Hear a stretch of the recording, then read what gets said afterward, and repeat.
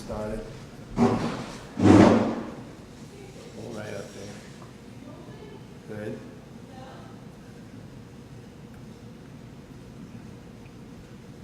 Good, gotcha. That'll do it. Okay, we are at the Veterans Hospital here in Riviera Beach, or actually on the borderline. I think it's actually listed as being in West Palm Beach. It is, yeah. Okay. My name is Carlton Cartwright. I am the interviewer for the Children's Coalition Incorporated, and I am here today with Richard Lewis. And Richard, when is your birthday? November 21st, 1924. And what is your current address? 376 Northwest Road, West Hampton, Mass. 01027. And it's just you and I for the interview. There might be a little noise in the background because we are at the hospital, but no one else is in the room. Okay. All right. I believe I said I'm with the Children's Coalition Incorporated. Okay. And Richard, what war and branch of service did you serve in? World War II and the 168 Engineer Combat Battalion. And what branch of the service? Army. Army. U.S. Army. And what rank were you when you? T5. T5, gotcha. Yeah. And where did you serve? We went into, on D-Day plus 23, I believe, and fought through France. 23, what is 23? 23 days after D-Day. Oh, okay, okay. And we fought through France, Brest, France, then on to Belgium, and into the Battle of the Bulge. Okay, I can't remember, please forgive me, what was D-Day? June 6th, 1944. And I know VE Day was Victory in Europe Day. What did D-Day stand for again? D-Day. You know? You got me. Okay, It just, I don't feel bad now. Okay. And you were there. Yeah. Okay. All right, let's move right along. It'll come back sooner or later. We'll find out. Were you drafted or enlisted? drafted. Okay. Where were you living at the time? We were living in Leominster, Massachusetts, and we got our diploma in one hand in 1943 from high school, and greetings from Uncle Sam in the other hand. And did you have a choice, even at that point, as to what branch of the service you wanted to go in? No, not once you were drafted, you didn't have a choice. That was it, huh? Okay. Army or... If you jumped the gun and tried to enlist ahead of time, you might have had a chance. Then you okay? All right. All right. Do you recall your first days in service? Yeah. What did it feel like? Tell me about your boot camp basic training experiences. Do you remember your instructors? Well, we actually were shipped to Colorado Springs for basic and unit training, and it was rough, but we were young kids and we could take it. So we forced marches, 20-mile marches, climbed the mountains out there. You know, it was scenic. It was scenic. All right. Do you remember any of your instructors? Yeah. I don't remember the names out there. But, Okay. Not a problem. All right. So you served in World War II, the European theater? Right. Okay. All right. And where exactly did you go? We went to Colorado Springs for training, and then we went to Tennessee for maneuvers. Then we were shipped to Camp Shanks in New Jersey, and we were scheduled, we found this out later, we were scheduled to go in on D-Day. But one of the fellows in our outfit contracted spinal meningitis. And because of that, they quarantined us for a couple of weeks. And the outfit that took our place went in on D-Day, and they were virtually wiped out. So this fellow saved our lives, and then he died shortly after. But he saved our lives. Okay.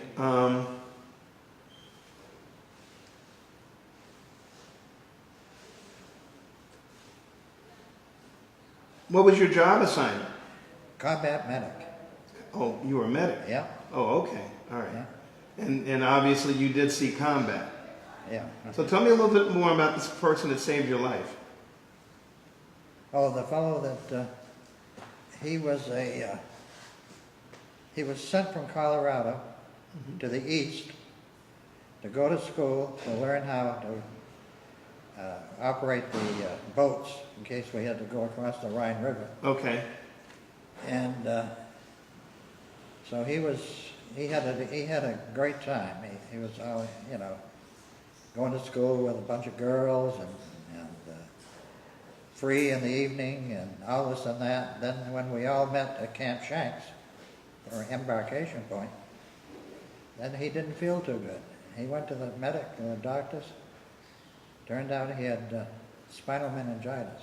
mm-hmm. And that's when they quarantined us. And then he died. But because they quarantined us for a week or 2 weeks, we didn't go in on D-Day. Right. We found out later that we were scheduled to go in on D-Day. The outfit that took our place was virtually wiped out. And there's a monument on the beach in Normandy for that outfit. I don't remember the name of it, but I've seen it. Well, were there, by the way, were there many casualties in your unit? Quite a few, yeah. How large was your unit or division, or what were you in? What kind of unit were you in? Combat engineers. Okay, and how many men were? And there's about 500 or 600 men in a battalion. We're in the battalion. And what percentage do you think were casualties? Take just off the top of your head. Counting prisoners of war or just casualties? Just casualties. Casualties, probably 20%. The Okay. rest were prisoners of war. Gotcha. Okay, all right. Tell me about a couple of your most memorable experiences. And you were a prisoner of war, weren't you? Yes, yeah. Okay, all right. On the front line, I can Mhm. tell you this, when the 88 shells were coming over and bursting all around us, a lot of our men were hit. And even though they were in a foxhole, the shells could burst in the trees and the shrapnel would drop straight down. So, and this particular fellow, I remember distinctly, his name, I found out later his name was Armano. I didn't know his name then. He called for me he was hit. I crawled over to him and the blood was spurting out of his chest. Eyeballs were sinking back in his head. I bandaged him up as best that I could, alone, you know. And I thought to myself, I didn't get that tight enough, that compress. And he didn't look like he was going to live very long. Uh-huh. And years later, walking down the streets of Boston with my sister, Right. this fellow came over to me with his buddy and thanked me for saving his life. Right. And my sister said, "Why didn't you talk to him?" I was flabbergasted. I thought he was dead. I just shook his hand and they thanked me and they walked away, and I didn't even know his name until later. Right. I found out later. Then another fellow was hit not too far from him, and his leg was open at the thigh. Mm-hmm. And Joe Dare, his name was, and he was more concerned about me than he was himself. Dick, keep your head down, all this and that, and I bandaged him up. He claims I saved his life, but he lost his leg. I used to visit him after the war. Mm-hmm. He was from New Bedford, Mass. Right. And then another fellow got wounded. He got killed the same time, the same barrage. he was a good buddy of mine, Joe Offrey from Minnesota, Hibbing, Minnesota. Mm-hmm.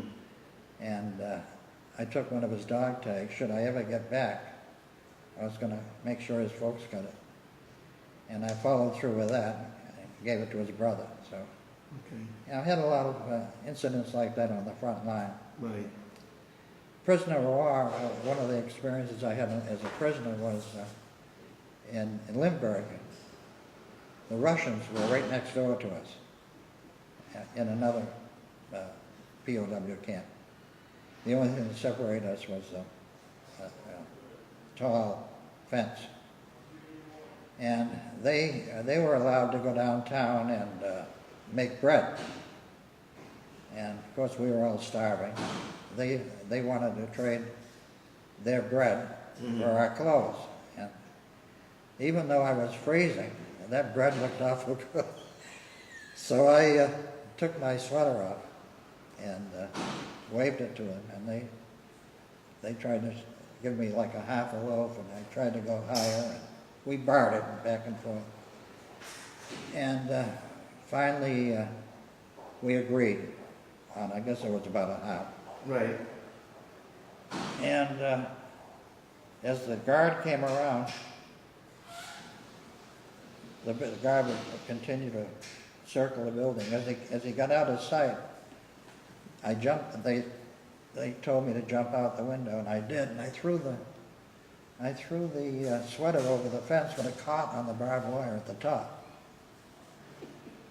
And I said, "Oh boy, there goes my bread, and there goes my sweater." But as the guard came around again, he missed it. He never spotted it. And somehow, I don't know how, but the Russian jumped out of his window after. He had a long pole, I don't know where he got that from. And he got it off the top of the fence. He was a veteran. He'd been doing business like this before. Yeah. And he jumped back in the window. And I said, he'll probably never throw the bread over. And I waited. It seemed like An eternity. yeah, but it was probably only 10 minutes or 5 minutes. And he did. He jumped out, threw the bread over, and I jumped out and grabbed it. The Germans had warned us, don't trade with the Russians. They're dying at the rate of 2 or 3 a week from diphtheria. Mm-hmm. I'm thinking to myself, didn't we have shots, diphtheria shots? And anyhow, my buddy says, "You're going to eat that bread with that warning?" And I says, "Would you rather die of starvation or diphtheria?" Take your pick. So the two of us devoured that half a loaf, whatever it was, I bet, yeah. within 20 minutes. Right. Yeah. That was one of the things I remember distinctly. Right, I hear you. But, yeah, we had lice, frozen feet,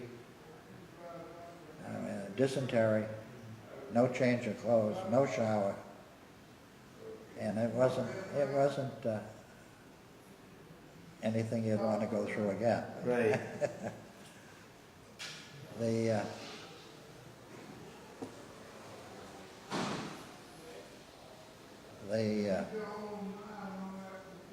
Patton's Army, Third Army, General Patton, Mm-hmm. liberated us on April 6th, 1945, and by then I was in a bed. A German doctor had come around once and told me that I'm going to lose my feet when I get liberated. Lose your what? Feet. Oh, They were black. right. That's all I needed to hear. I was going to lose my feet. I got dysentery. I weighed 116 pounds. I went from 188 to 116. Right. But penicillin saved my feet. Okay. As soon as I got back to England, Yeah. they started giving me a shot of penicillin every 4 hours, night and day, for about 3 months. So it saved my feet, but I almost died from it years later.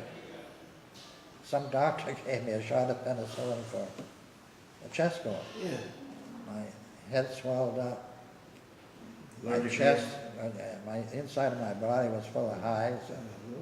My wife dashed me back to the doctor, and he gave me another shot to offset it. And he told me if I ever have another shot, you're dead. So No more penicillin. no, I wear the bracelet. Okay. Okay. I'm sweating over here. Anyway. All right, so that was, we did the captivity piece. Tell me about the part where you were freed. When you, how long were you in captivity? 3.5 months.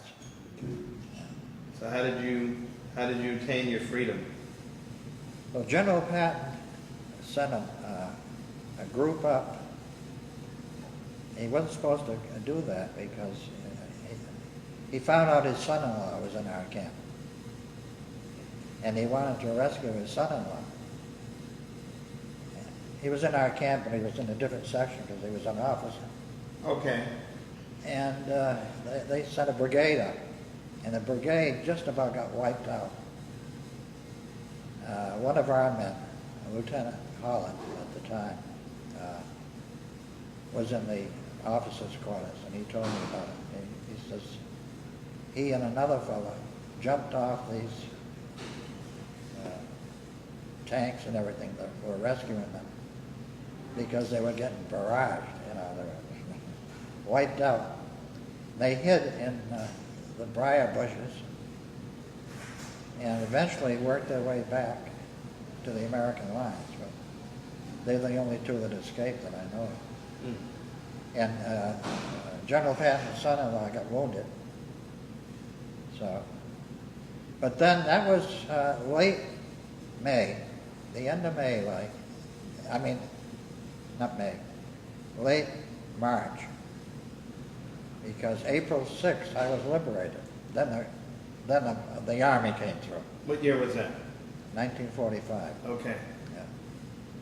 We were captured December 21st in St. Vith, Belgium. And Where? Belgium? St. Vith, Belgium. Yeah. We were marched, and it just happened. That was the winter, that was the coldest winter in Europe in 50 years. And they marched us for miles and miles. They marched us to a warehouse in Gerolstein. And of course there was nothing on the roof that indicated this was a POW camp. All the POW camps, according to the Geneva Convention, had to have crosses on the roof so Americans would know that, but they wouldn't bomb them, Right. And of course this was a warehouse, just a temporary place where we were brought. Then you're supposed to move them out in a few days and walk on to another camp. Right. So while we were there, the Americans were bombing the hell out of us because they didn't know we were there. Right. So this other buddy of mine decided we better get out of here. So we sneaked in with a bunch of Air Corps guys. We called them Air Corps then. Air Corps what? Guys. Okay. And we were the combat engineers. But we sneaked in with they were shipping out maybe 30 a day with guards, force marching them to a camp. So we slipped in with them. That was a mistake because the Germans hated the Air Corps because they were getting bombed all the time. So every time we went through a town or a city, we had to duck ice balls and rocks and even the guards, German guards would have to duck, and they would get us through these situations as fast as possible. Right. So anyhow, we got through that okay, and then we got to Limburg. That was our first POW camp. In Limburg, we were all interrogated. Okay. And I was called in, and the the officer, German officer, could speak better English than I could. Okay. You can tell he probably had an education in England. Mm-hmm. So he was firing questions at me, and these two young Germans, probably SS troopers, were emptying my pockets and throwing stuff on the table. And all I kept repeating was my name, rank, and serial number. They finally let me go. Not go, but into another room. Right. So that was, then from there we went into, they shipped us by, on a freight, on the trains, the boxcars. Uh-huh. And that's where I froze my feet, because we were jammed into these boxcars, you couldn't move. And it seemed like night and day, you couldn't tell the difference. Couldn't tell whether it was night or day, it was so dark in there. Mm-hmm. It seemed like we traveled for miles. We went from Limburg, Germany to Hammelburg. And I looked it up later. Hammelburg was not too far from Czechoslovakia. Mm. I looked up on the map. And that's where I ended up in Hammelburg, Germany.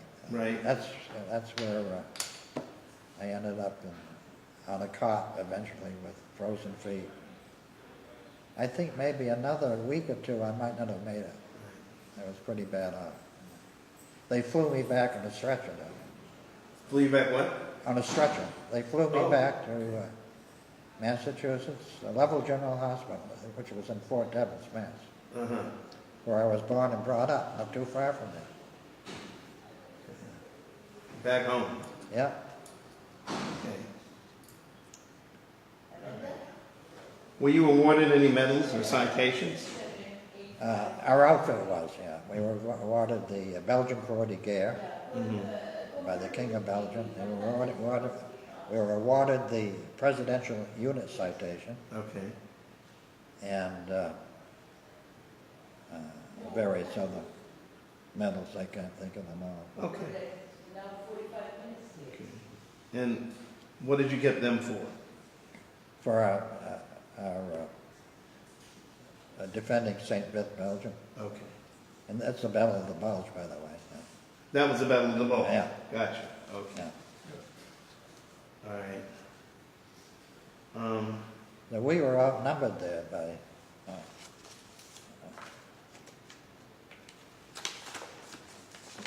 I think there were 100,000 men took part in that battle. Oh, here.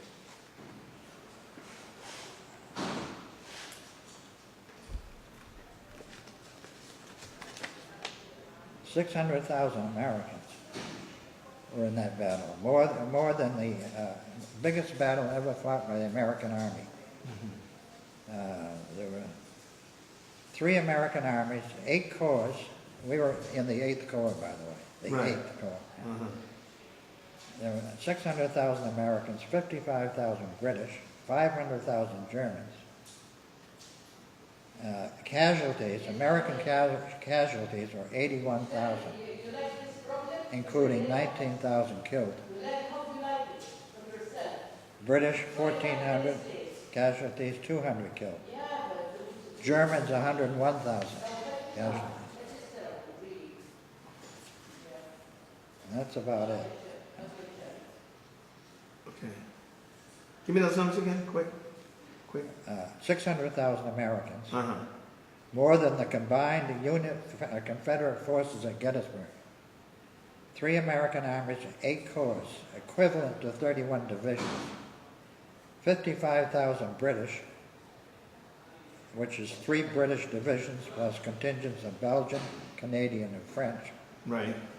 500,000 Germans, which is 3 German armies and 10 corps.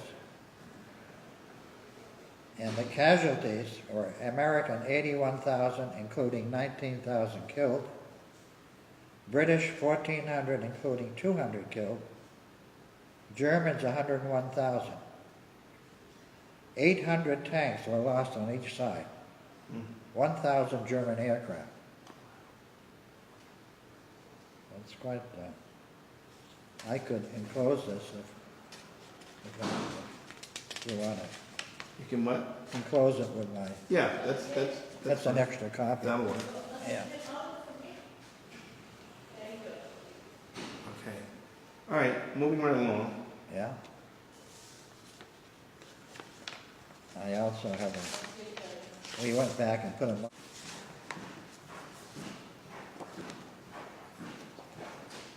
Here's a picture, a photo of a monument we put up in St. Beth, Belgium. Mm-hmm. Hold it up a little bit.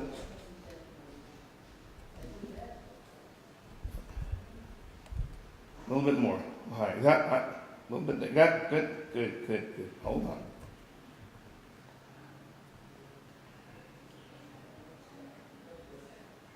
Good, okay.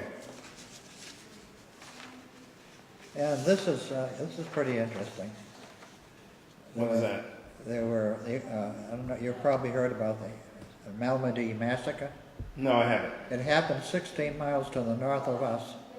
They lined up 86 Americans, and they shot them dead. Hmm.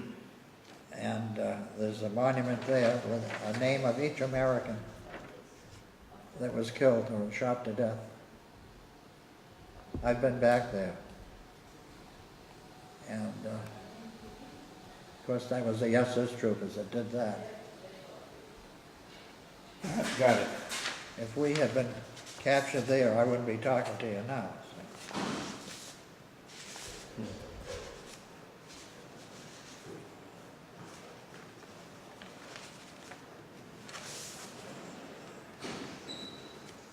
Here's a picture of my foxhole.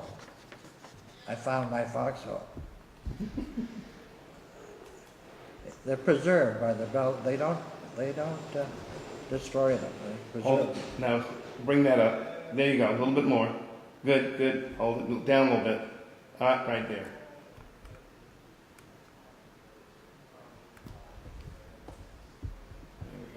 They got it? No, a little bit more. A little bit more. Higher. Higher. Good. Hold it right there. Got it. Good job. Yeah.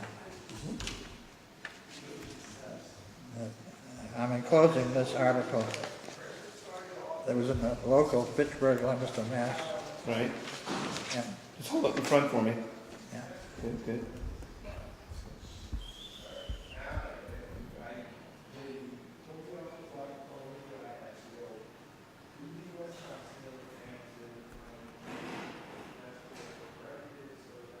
Got it.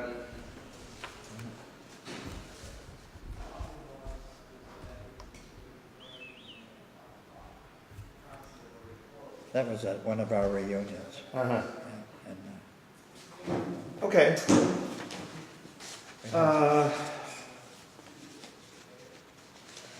How did you stay in touch with your family?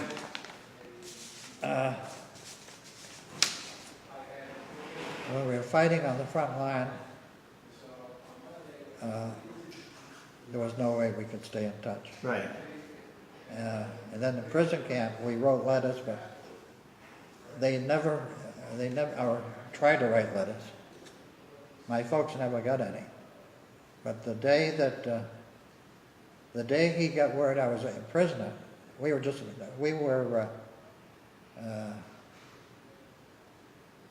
lost in action, missing in action, as far as they know. The day that I was liberated is the day they got word that I was taken prisoner of war. Say what now? The day I got liberated, Uh-huh. April 6, 1945, is the day they thought that they got notification from the government that I was taken prisoner. So all this time they thought they just knew I was missing in action. Right. Okay. What was the food like?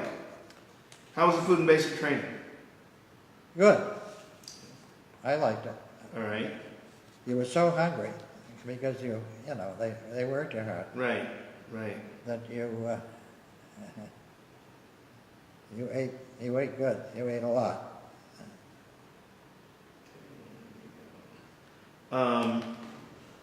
And the food you did when you were, I guess, in captivity, you hardly got to eat at all. Yeah, soup, We used to call, They used to make in one of those, we used to call it grass soup.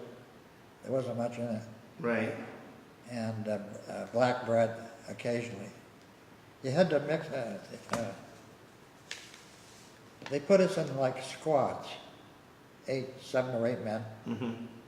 and you were appointed a leader. Now he would go up and get his share of the bread for the 8 men, bring it back, and cut it. Now he was the last to pick, so you can bet your bottom dollar that he cut that as even as he could, because he was the last to pick. And yeah, we once in a great while, I think only twice in 3.5 months, we got a Red Cross package, Oh, okay. and boy, you look forward to those, the candy and you know. Just everything was in it that you can imagine. But even cigarettes. Can you imagine they sent us cigarettes? Oh, okay. And some of the men, even they were starving to death, would trade their food for cigarettes. Right. Unbelievable. Not me. I got you.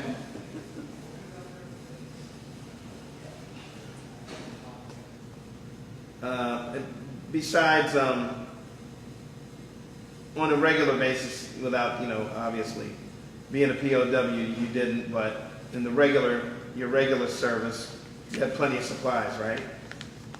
You have everything you needed otherwise? No. No? No, we, on the front line, I'd say nobody expected an attack up in Belgium. Okay. And we weren't prepared for it. Because our duties were to repair roads and things like that. Right. And we didn't expect any, even though everybody's issued M1s, nobody expected that we were going to be service infantry, which it turned out to be. Surprise, huh? Yeah. Started out being a medic, right? You're right, yeah. So you went from being a medic to fixing roads to an Yeah. infantryman, huh? Well, when I heard that they were shooting medics, I picked up an M1 and carried it towards the end. And you had to protect yourself. Yeah. I would imagine. Yeah. So what was the pressure and the stress like? Very stressful. And on the front line, it was very stressful. You know, we were all scared, let's put it that way. Because those 88s were something else coming over. And Sure of that. yeah, we thought we were going to die right there. You know. Did a lot of praying. Did you get enough in? Huh? Did you get enough in? Oh, yeah. Yeah, okay. How did people entertain themselves? No such way. There was no entertainment. I never saw any entertainment. I never saw a photographer. I don't know how they get these pictures. I never saw a photographer of it. Near us, anyhow. They probably stayed with the big divisions. Right. Yeah, and we were just, we were actually a combat engineer battalion, unattached. If they needed us, they grabbed us. So we ended up like we were in the 1st Army at one time, we were in the 3rd Army at one time, different corps, 11th Corps, 8th Corps, and so, you know, it just, if they needed us, they grabbed us. Right. Gotcha. So did you get any leave while you were during your? How long were you in the service? How many years? Let's see, 1943 to 1945. So a little over 2 years, yeah, 2.5 years. Did you get any leave while you were on Yeah. active duty? Out in Colorado, yeah, Out in Colorado? yeah. Uh-huh. I got furlough, Okay, all right. and then after that, nothing, no. So in the service, you said it on the front end. I think you said every place that you traveled, didn't you? Pardon me? Didn't you say every place that you had traveled initially? Yeah, you mean where they shipped us? Yeah. Yeah. You went to Colorado and where else? We had maneuvers in Tennessee, Okay. Lebanon, Tennessee. Mm-hmm. And would you believe it? We were captured in Lebanon too. Was that a sign? I think so. I forget which. We were. They had the Red Army and the Blue Army, Right, right. and we were traveling along on a truck, and they waved us down and said, "We're knocked out. Go over in the field." That was it, huh? Okay. Okay. That was a sign of something to come. You're right.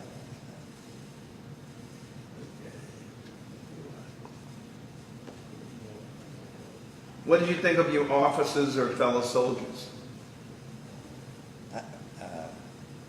Most of the guys in my outfit,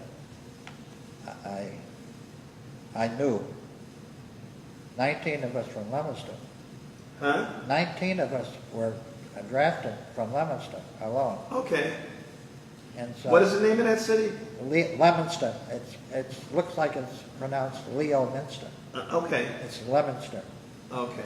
It's not too far from Fort Devens, where we were drafted. Okay, gotcha. And 19 of us were drafted together, stuck together throughout the whole war. Right. Just about all of us were taken prisoner from Leominster. I think only two weren't. Two from Leominster escaped capture.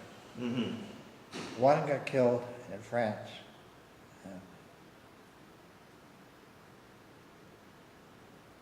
We had, most of our outfit was from New England. Mm-hmm. And then we had scattered people from Texas and other places, but not too many. Made up the whole outfit. So, we got, after the war, we had reunions, and they elected me treasurer of the reunion, so I got to know a lot of people. I used to send the bills out for the dues, so Mm-hmm. I put a little note in there, and I got, I still keep in touch with a few of us that are left. Right. Yeah. And you probably saw us at the Veterans of the Battle of the Bulge. I think you came to that. Yeah, not this year, last year. Yeah, and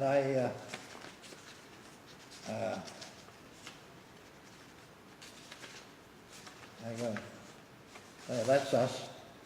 That's 4 guys from my outfit.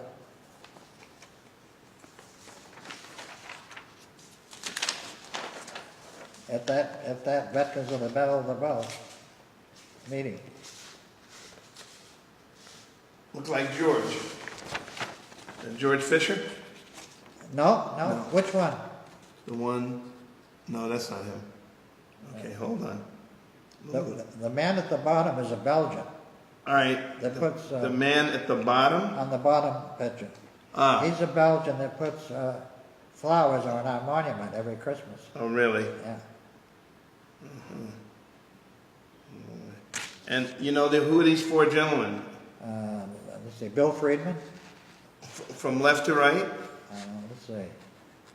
I'm looking at, which is it? Okay, Bill Friedman, let's see, Bill Friedman, Harold Shadoff, myself, Richard Lewis, and Jim Hill.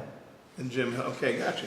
Good. Jim Hill is, received a Silver Star, I thought. The gold, not the Silver Star, Bronze Star, I think it was.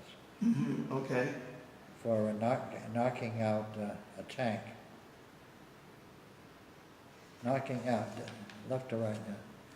Yeah, he knocked out, he and another man knocked a tank out in St. Vic, Uh-huh. and they were awarded Bronze Star for that. So after the service, do you recall the day that service ended? Where were you? I was in Level General Hospital, recovering from my trench feet. Right. What did you do in the days and the weeks afterwards? How long were you in the hospital? From when they flew me back in April Mm-hmm. until September. But I was able to get out on leave, and as I say, we only lived in Leominster, a few miles away. So I was able to go home on crutches and then go back and receive treatment, Right. off and on. So it wasn't that bad. Mhm. Yeah. I got out September 5th. I was discharged. Okay. And then it was kind of hard to get back into the routine again. Right. But I got married in married in 1950, Mm-hmm. and I settled down and eventually went to school in Boston, a business school. Mm-hmm. And then I I went into the business field, purchasing agent, various other jobs. What is that? Purchasing agent. agent. Okay. Sales statistics. I was a manager of sales statistics in a different company. I ended up. I was also a business administrator in a girls' school Oh. in Northampton, Mass. Okay. And I ended up owning and running a little variety store, my wife and I, Okay. for 15 years. Oh, all right. Then I retired. Uh-huh. Yeah. Okay. You said you went to what university? The Barnett Stratton Commercial School. Okay. It's not a university, it's a school, a business school. Okay. Were you able to use a GI Bill for that? Yeah, Oh, good. yeah. Good. So I know this is a ridiculous question. Did you make any close friends while in the service? Oh, yeah, yeah. Very close, That's what we all say. yeah. I mean, of course, you're gonna make some friends, Yeah. great friends. In fact, I called 2 last night. Did you? Yeah, That was the next question. Did you continue any of the relationship? yeah. Well, as I say, we go to the POW meetings. Right. Bill Friedman and I are the only two in the 168. Okay. He lives in Florida. And then we go to the Veterans of the Battle of the Bulge meeting that you've been to. Right. And there's 4 or 5 of us that go to that from the 168. Right. And then when I go home, there's 3 or 4 up there, not too far from me, that I visit. Okay. Yeah. So there's still, and I keep in touch with a lot Camaraderie. on the computer and by snail mail. Right. Okay. Last 2 questions. How did your service and experience affect your life?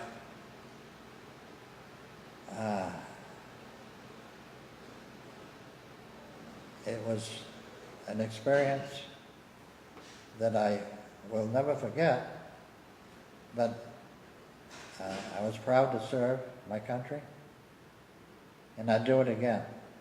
Even though I've been through all that, I would certainly do it again if I had to. Yeah. All right. Well, is there anything else that you'd like to add that we haven't covered in the interview?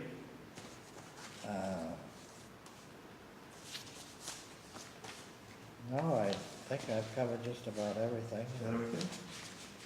All right. Well,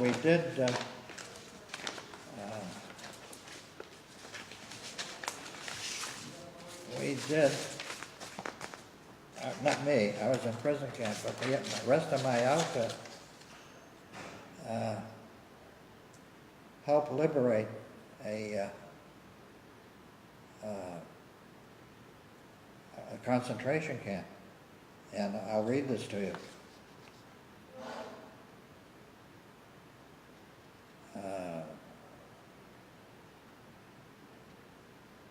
This is Jimmy Pritchett was one of the men that was helped liberate it in our outfit. Okay. We were the first guys there. It was sick.